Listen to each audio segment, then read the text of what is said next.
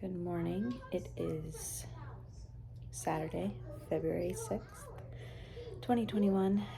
Life has been pretty crazy. We have moved into a new house, still kind of getting it situated, but now we're not in Virginia anymore. We're in North Carolina since my husband's now going to be stationed in Jacksonville.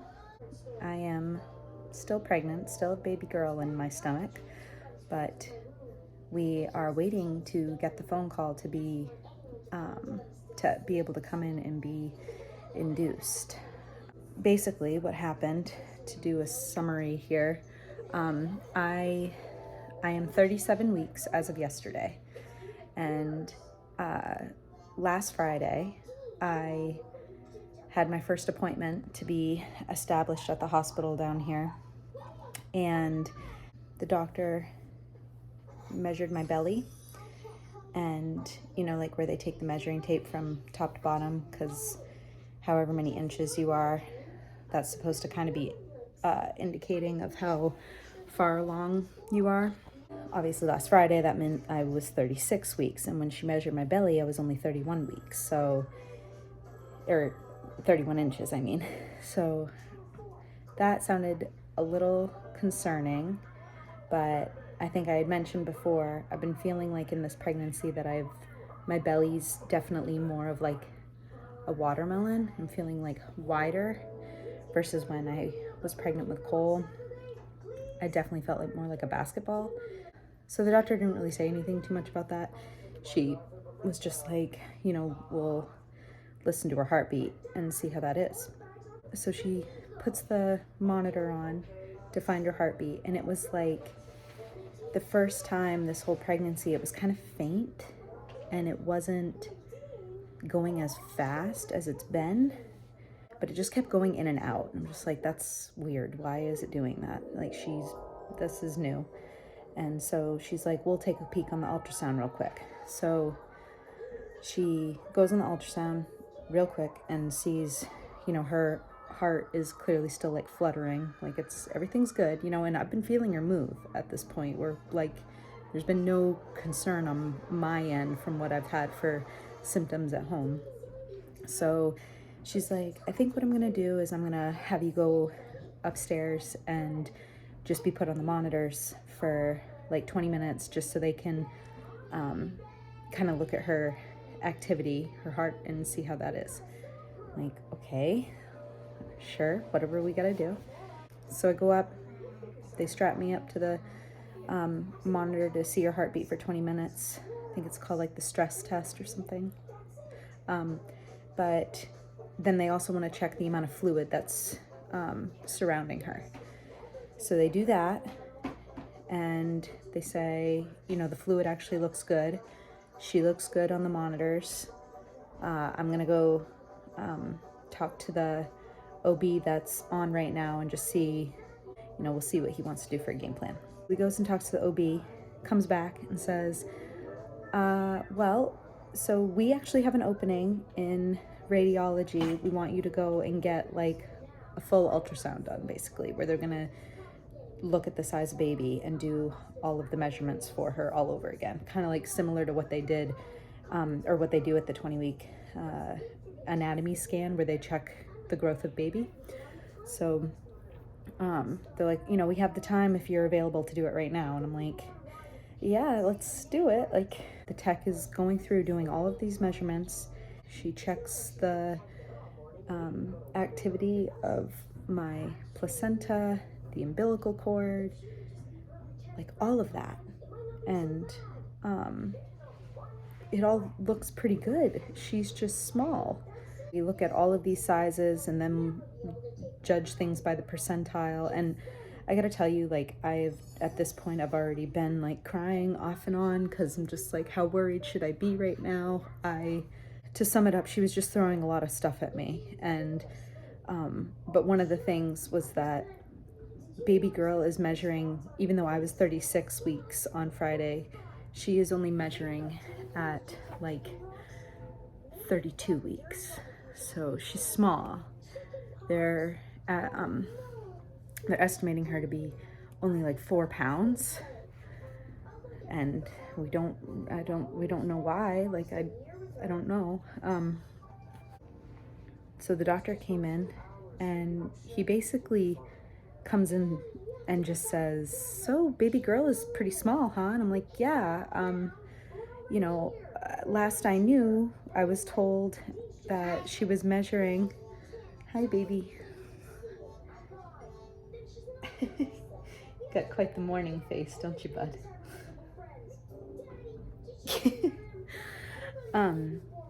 So she's small.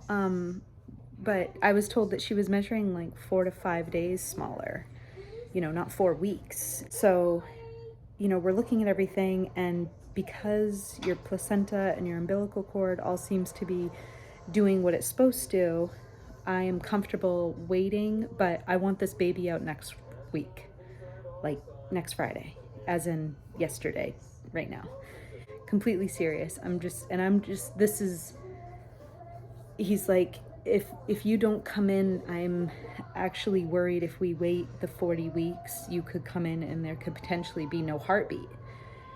And I'm just sitting here like, how is this the first that we are catching this? Like, why, but again, as I just mentioned, this was my first appointment down here being established. So it's like, I get it that it's just kind of, maybe during the transferring process, like it just kind of got a little bit, I don't know. But anyway, it really doesn't matter. The point is that they've caught it now. And so,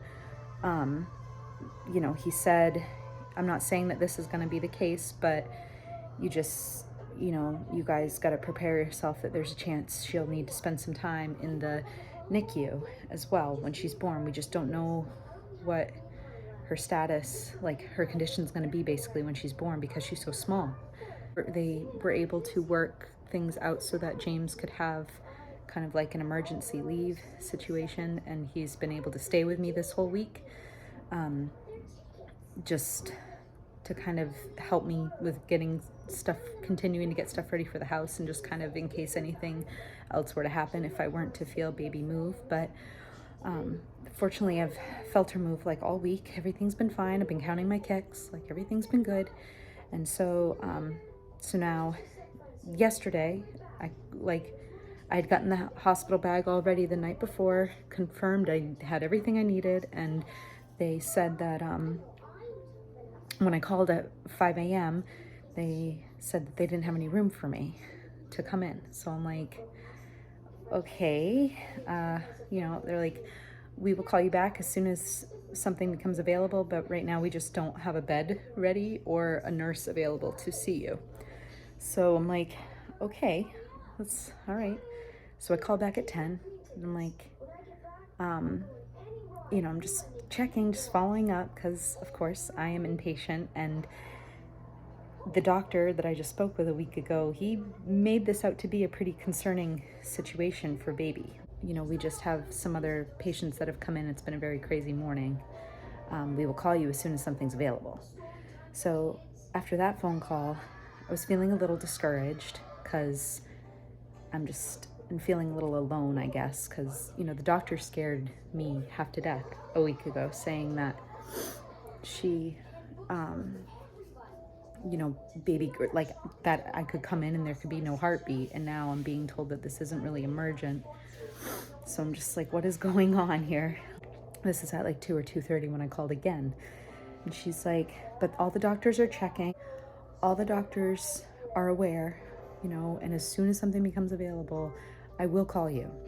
So then she calls back like 20 minutes later, and she's like, okay, I just talked to the doctors. We don't foresee it that we're going to have space for you today. However, I want you to come in and we'll strap you up to the monitors again for 20 minutes and just see baby's heartbeat again. Perfect. Like just something to put my mind at ease, because I had been feeling baby move all day yesterday, so that was reassuring also. But we went in and got on the monitor, and she said, after they did it for 20 minutes, they said that everything looked picture perfect. So I like those words. But I called again this morning, because that's what they told me to do, and they said that they still don't have any room.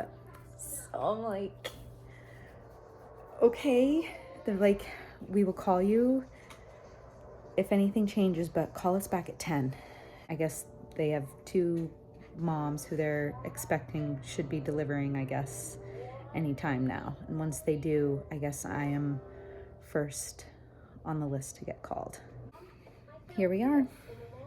Just here we are, waiting to get confirmation that we can come in and have this baby. I'm definitely nervous about it. Might need to have a C-section. It just all depends on when they induce me, how she handles the contractions. Because even though her heartbeat looked great last night, I wasn't having any contractions, so it's hard to say how she's gonna respond to that, if it's gonna put her in distress or not. Yeah, I will let you know as soon as something changes here. All done? You got jelly all over your face.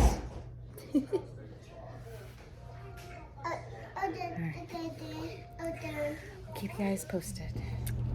On our way to the hospital, it is 11:38. So they said we could come at noontime and they're gonna get me started. Yep. It's exciting. I'm excited. Also nervous, but The biggest thing I'm honestly just nervous about is if I'm gonna need a C-section or not.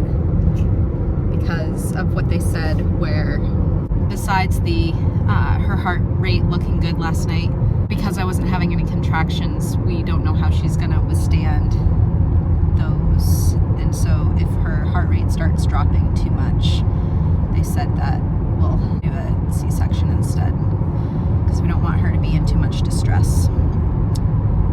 So I don't know, it's just scary. Predicting her at 4 pounds, it's a little. she'll be good though. You might as well say you had a dream last night saying that. Yeah, so I had a dream last night, which I really didn't want to tell her, but we were in the emergency room. She's having contractions and like about to push, but then her heart rate kept dropping too low. Baby's heartbeat. Yeah. So they had to do an emergency C-section. Woke me up in the middle of the night. Couldn't really go back to sleep. But it was just scary. I feel like just because the doctors told me that yesterday evening and I was so stressed out about it. So, yeah. We'll keep you guys updated. Okay.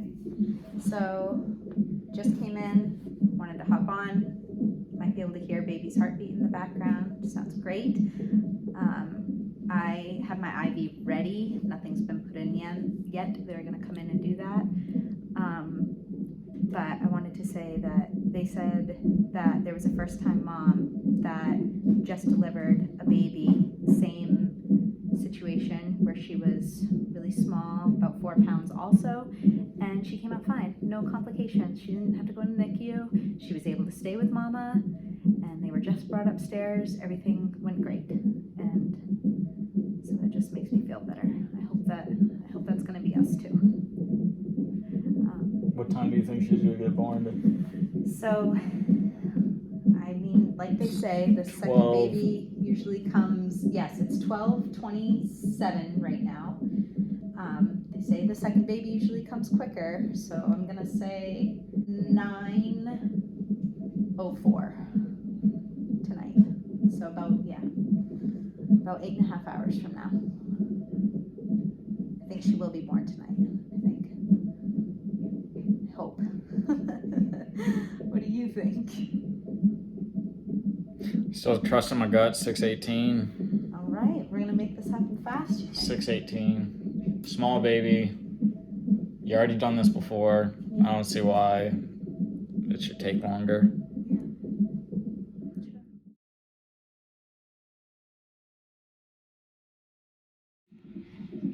Just hopping on to say that I got my dinner, which is some apple juice, some tea, a popsicle, some probably lime jello. And then they gave me hot water that I could put some chicken broth in. think they forgot that I'm a vegetarian, but that's okay. It is currently 5, almost 5. And yeah, I don't know. Frankly, I'm pretty just excited about this cherry popsicle. They had to put something inside me to basically soften everything. They tried to use the balloon and it wasn't working very well, I guess. So they had to put something else inside me. I forget what it's called. It begins with a C, but basically just to kind of soften things down there, I guess, because I wasn't dilated pretty much whatsoever. I was only like a 1. So, yeah. Hanging in there, baby. Yep. Yep. Tired. Tired. I It's just been know. a rough couple days. Yes, it has. But I have been tired. But I'm good now. You know, I'm just, stressing a little bit. But other than that, I'm good. I'm ready for this baby to pop out. Like, any second. Let's hope. Let's hope it'll... I'm definitely not going to hit my time. I said 6, what did I say, 6:18? I don't remember. It was something I like don't know, that. somewhere like that. Yeah, there's no way we're pushing a baby out in an hour and a half. I highly doubt. And I'm not even feeling good already about my 9:04, whatever it was that I said. But I also didn't know. I kind of thought they were just going to start with Pitocin right from the get-go, and they did not do that. I think just because I'm starting from pretty much nothing, I think they're just trying to ease into everything, which I totally get. But, yeah. And we're currently watching I Now Pronounce You Chuck and Larry on TV right now. Until next check-in here. It's 7:30, and they checked to see if I had dilated about an hour and a half ago. That was after the 4-hour mark of the Cytotec was what they gave me.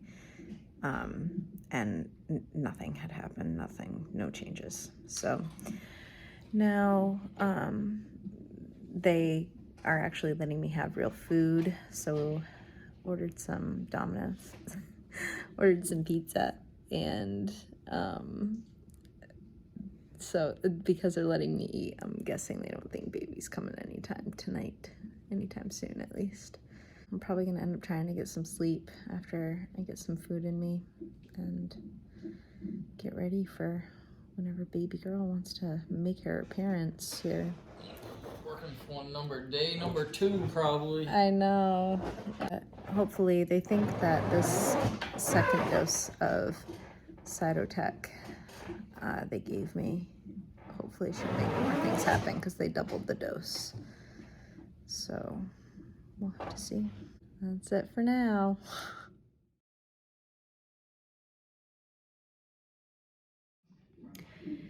Morning. It is about 7:24 in the morning right now.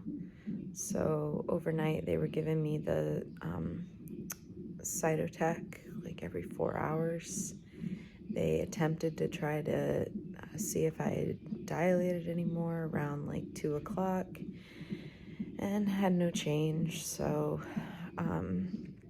with this last dose that I had, I'm now having some more contractions, like some actual contractions. I don't know if it shows it. It's not showing it though, but I think they're gonna come in and check to see if I've dilated any more here in the next little bit.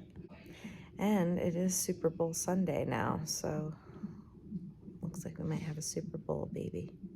When they did check me, I wanted to say it got a little scary because they had to put some pressure on my stomach. When they did that, her heart rate dropped a little bit. Like she really didn't like that or anything like that, and that just kind of made me a little nervous. She looks like she's doing well despite me having contractions on the monitor, so that part is awesome.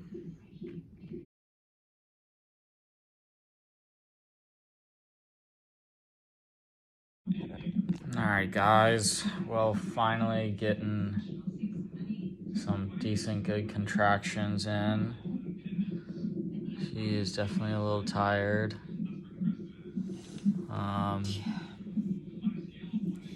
Contractions hurt. So they let me eat one more time because they're gonna start me on Pitocin I'm guessing they're just giving me some time for my food to digest, because then once they put me on Pitocin, that's when I can't eat anymore, because otherwise I'll get really nauseous, I guess. What did you get to eat? Got to eat a slice of pizza, and they had really good cake. The cake slice was, oh my gosh, that was good frosting. That was like very, very yummy. Yeah. But yeah, I'm hoping she's gonna come in shortly and remove the balloon completely. It's like 1:15 right now. Almost Super Bowl time. Almost getting there. Yeah. I do think she'll be here before the Super Bowl, but Our luck, she's gonna come as soon as kickoff starts. I'm gonna be like, oh, no. Probably. Yeah. And so yeah, so then once they get the Pitocin started, I feel like my contractions right now are like a 6. Some of them are like 6 out of 10. Kind of painful. Like a couple have brought tears to my eyes, but I definitely would say that her like having to like move that balloon to try to get it out and like applying the tension is what is really the most painful. Do you think this pregnancy was harder than Cole's? Or sorry, the labor part? This portion? Yeah, because I think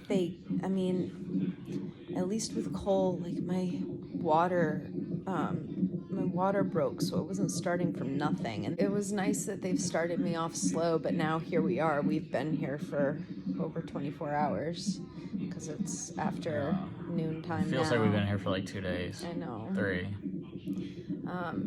But I really don't want to miss my window of getting my epidural. Yeah.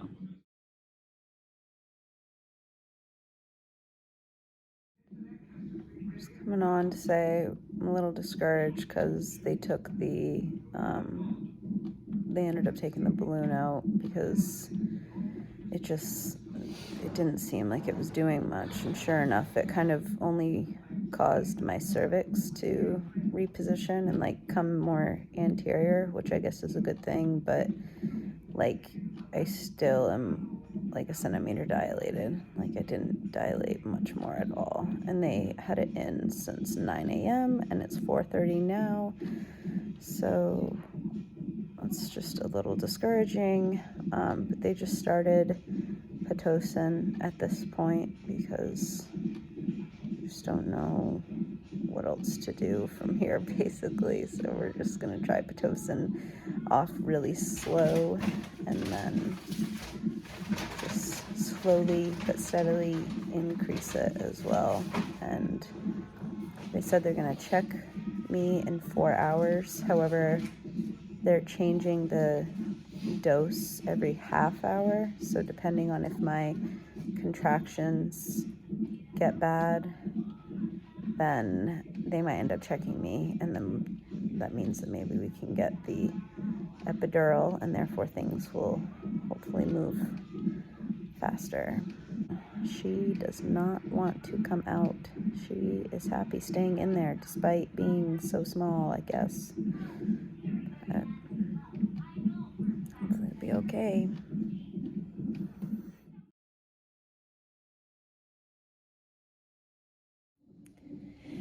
This has been quite the turn of events. I don't know where to begin. It is currently Tuesday, February 9th at 1:09 p.m. I'm trying to remember what I did for an update last time. I feel like I didn't do anything yesterday. Yesterday was kind of a emotional day for me. I'm feeling very discouraged, and I also haven't changed at all. And she is just incredibly stubborn.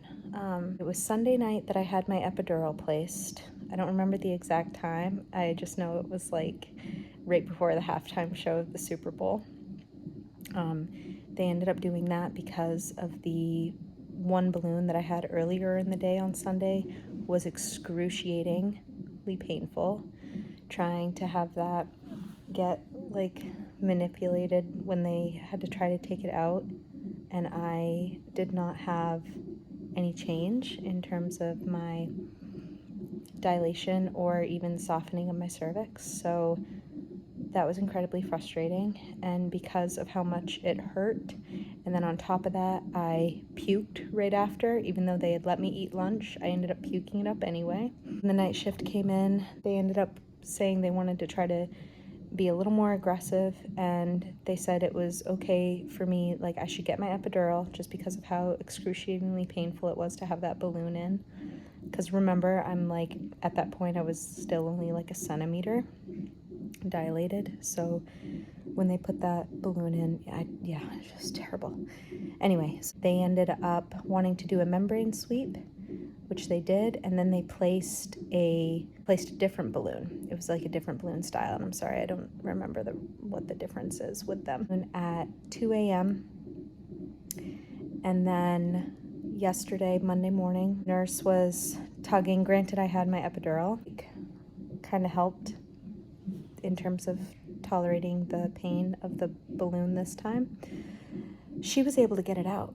She was actually able to pull it out at 9 o'clock, because on Sunday when they had the first balloon placed, they actually ended up deflating it because it was just not coming out. Like, it was not working. So the nurse got that second balloon out yesterday morning at like 9 a.m., which was awesome.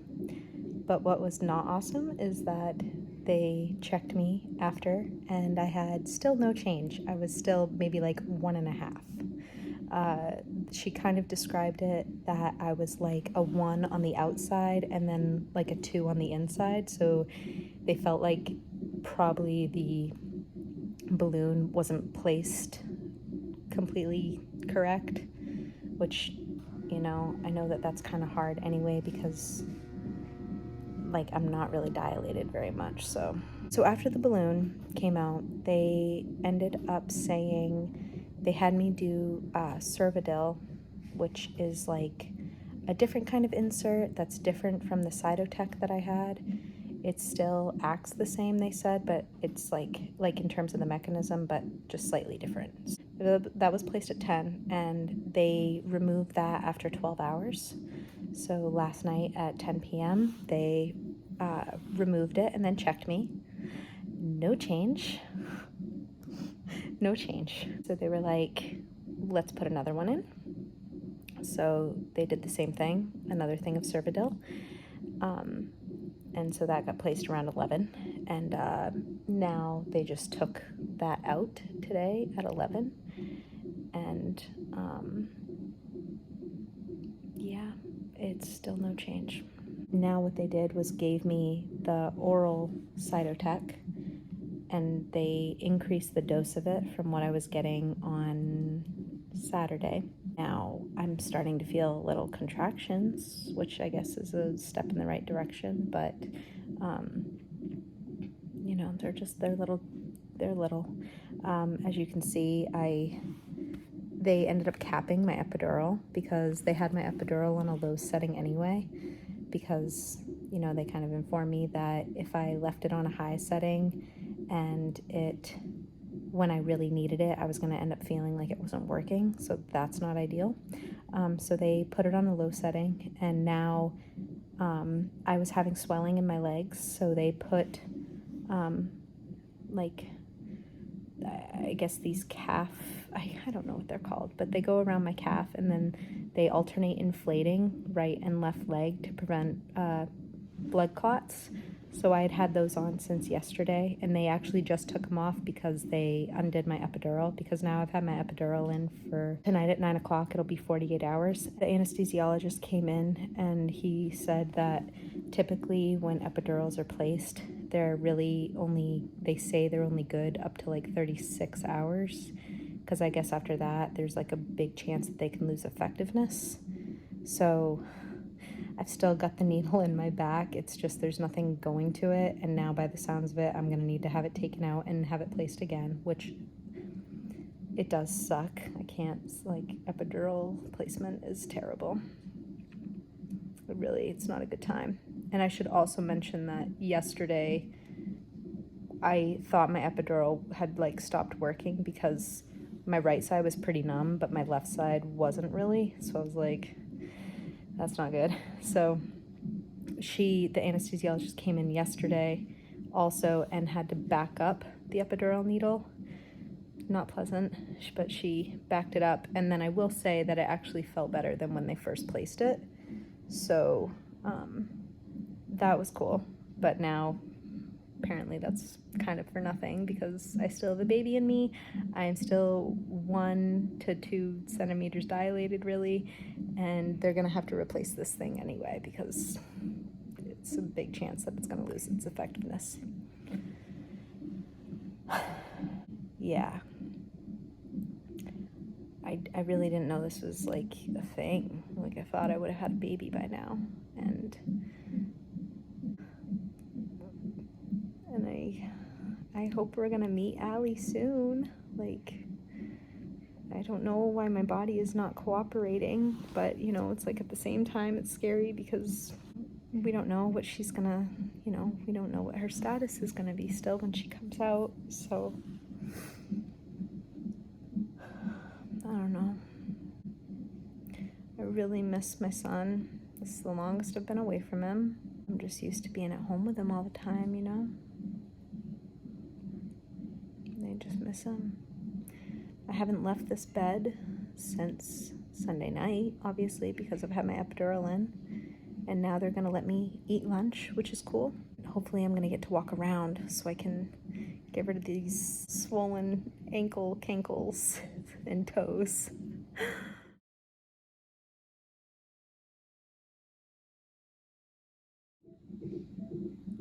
My water is now officially broken.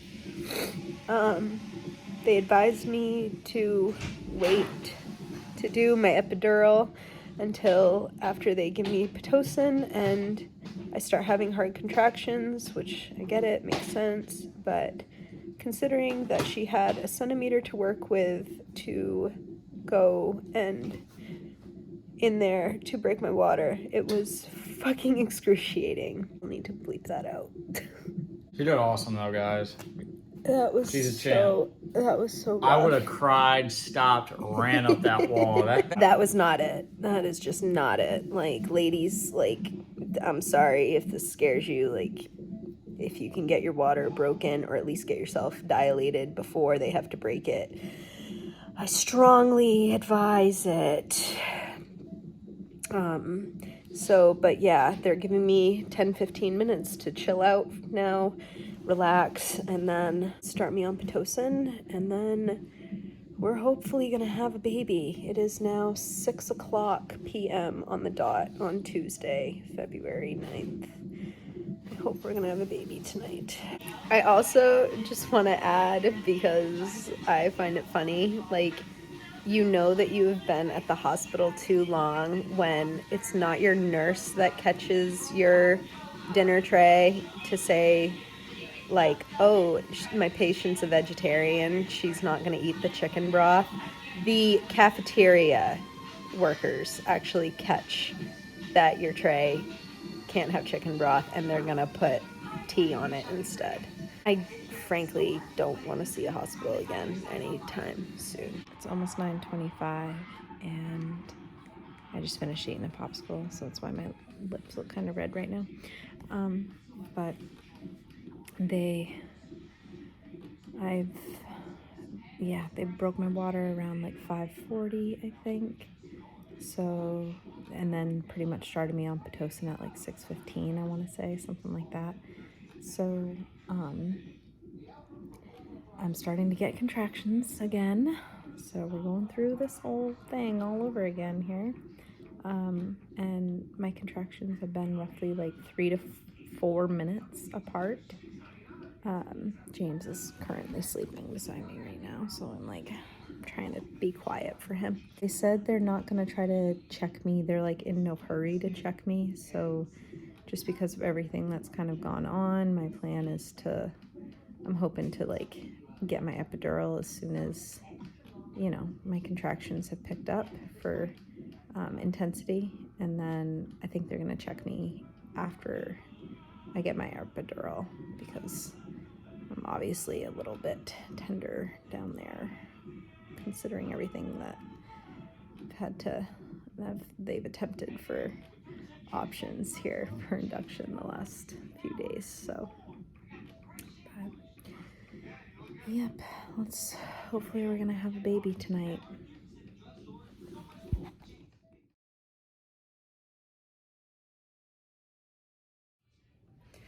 My gosh, one of these days I'm gonna get to wash my hair. Currently, 8:10 a.m. Water has now been broken for almost 15 hours, I think. So to sum it up here from last night, after they broke my water, they started me on Pitocin, and they started at the lowest dose, and then they increase it by 2. So they start at 2, and then every half hour they increase by 2. So last night, what happened was we got to about 11 o'clock. I never needed to have my epidural, but I was having some decent contractions, like probably pain scale of 3 to 4 out of 10. And they were getting them on the monitor and everything. However, around 11 o'clock at night, we got up to like 12, 14, and baby girl had some dips in her heartbeat. So they decided it would be best to take me off the Pitocin for an hour and just let my body recover and let baby girl recover because she's getting stressed out. I also think it's kind of funny because the whole time I've been pregnant, I've been wanting to sleep on my left side. And even this whole last few days that I've been here, they've been able to get her on the monitor better when I sleep on my left side. Well, now that my water's broken, apparently I can only sleep on my right side now because otherwise she goes into a tizzy. So, yeah, 11 o'clock at night last night, they took me off Pitocin for about an hour and then put me back on it. And so when they take you off Pitocin, I didn't know, like, you have to start right back from scratch. So started me back at 2 again, worked me up to, I think it was also 12 again. And then that was when the doctor came in. He just wanted to see my progress because since my water had broke, they hadn't checked my dilation at all or just the status of my cervix at all because obviously when your water breaks, there's increased risk of infection.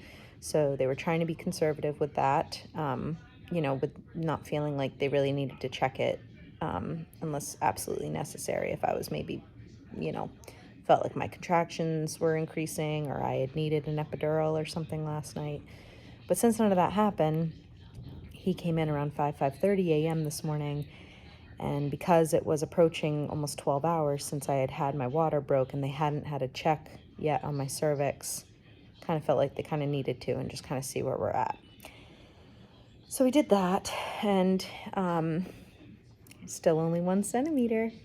However, my cervix, I guess, is softer, which is like kind of been the goal all along since I got here on Saturday, was to just like kind of soften my cervix because that would allow, I guess, everything else to kind of move a little better. And after that, they took me off the Pitocin again, give my body a break again because baby girl dipped again after the check, and we were up in the Pitocin around like that 12 amount again.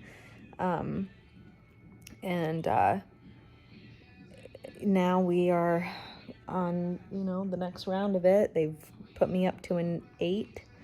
I'm having some little contractions, but nothing that I can't handle so far. So I don't know. I'm trying to really be hopeful here that I will not need to have a C-section. I hope she's gonna just decide to come on her own. Like, this is my second baby. Like, I would have thought my body would have known what to do a lot sooner. And I think all the doctors and nurses are pretty stumped too. Like, it doesn't really make a lot of sense. But we're kind of on the clock now, though, since my water's broken. So I think pretty much if we have no real progress happen by 5:30ish tonight, that'll have been 24 hours since my water was broken, and I think they will just need to do a C-section out of necessity for safety. All right, for one more follow-up, it is now 11:40 on Wednesday, February 10th, and we had to have a talk with the OB surgeon because they have now, it was nice they let me get up and take an actual shower, but now they have placed a catheter inside me that measures the strength of all of my contractions. I'm still on Pitocin, and they are going to basically check me in like 4 hours, and I'm still only at like a 1 or a 2. And if I have not made much progress, I think we've all kind of agreed that there's just not really any sense in prolonging the inevitable. I think that we have tried everything that we could. I think we've made a really good effort in terms of trying to attempt a vaginal delivery. My body just doesn't want to cooperate. So, but I guess let's see. Maybe things can change in 3 hours from now. But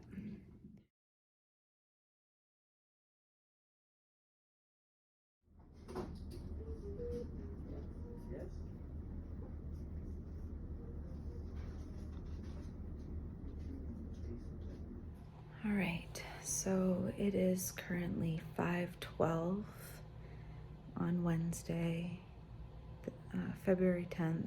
I just got out of surgery. I think it was roughly around 2:30.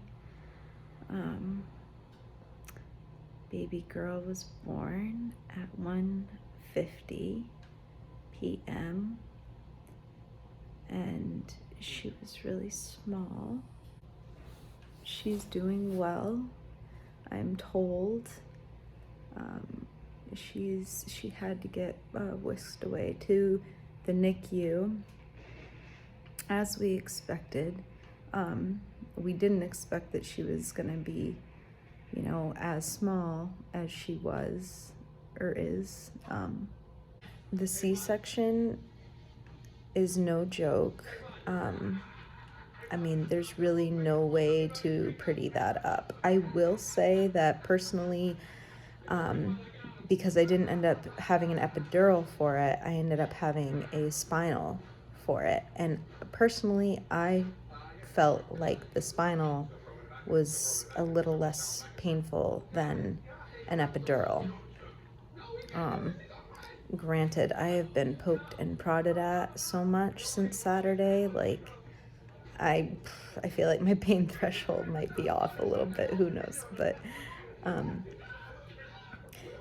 it's still, yeah, like of course you're not really feeling pain per se, but it truly felt like it just feels like you're getting kicked in the stomach multiple times. Honestly, that's what it felt like to me.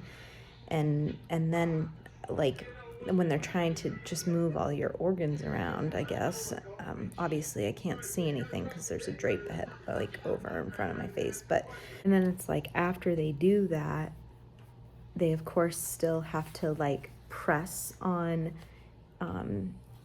like your upper abdomen to, as if you were pushing to get baby out. And that also is not pleasant because it feels like someone, like an elephant is sitting on your chest. It's like it kind of knocks the wind out of you. Again, this was just my experience. And like when baby comes out, she was screaming, which was awesome. I got to have her kind of right by my head. I couldn't hold her, obviously, because I was just kind of strapped on the table, and the NICU team was right there, and so they had to kind of put me back together and stitch me up, and then the NICU had to, whisk her away because she's so little, she can't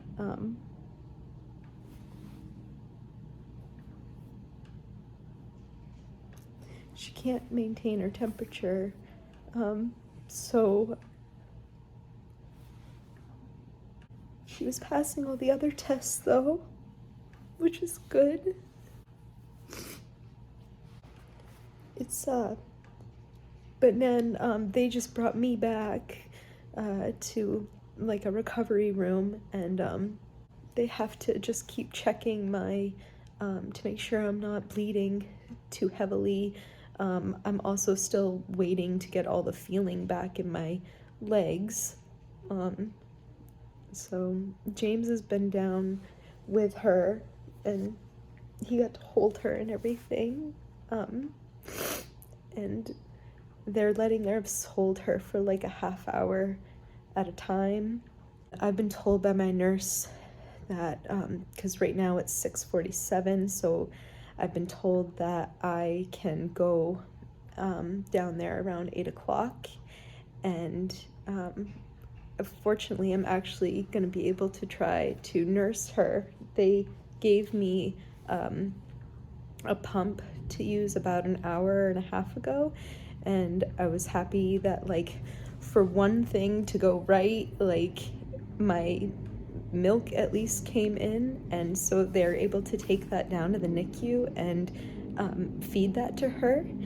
So, but I guess, yeah, when I go down there, I'm gonna be able to try to nurse her, which is awesome. It just really sucks that, you know, you go through all this crap, like, since Saturday. So what, it's Wednesday today, so it's technically been, yeah, like 4 days, just because I came in at noon on Saturday, but I've been here like 5 days, you know, in total. And it just sucks when you've been here this long, you know, and they've been trying everything to get my body to just want to, you know, cooperate, and it didn't.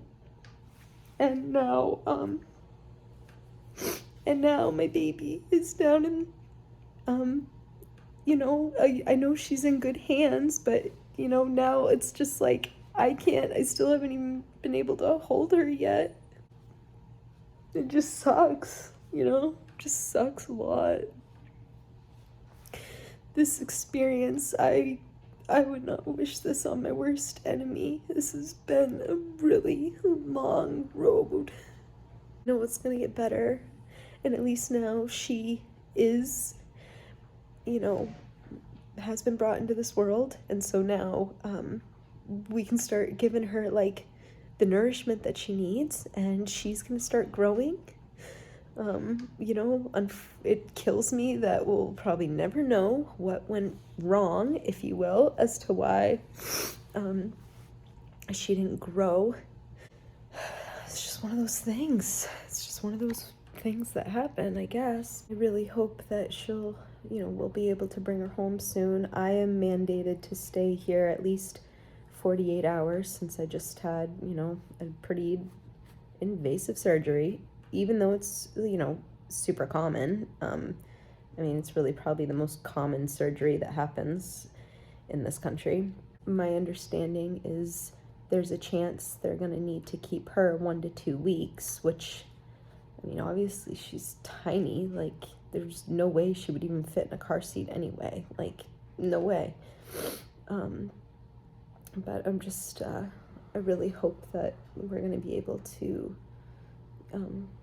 get her growing fast. It will be all okay. It's just, I'm just mentally, emotionally, physically very exhausted. I have a million emotions that I'm feeling right now. Thank you all for, if you've made it this far through the video. Until next time.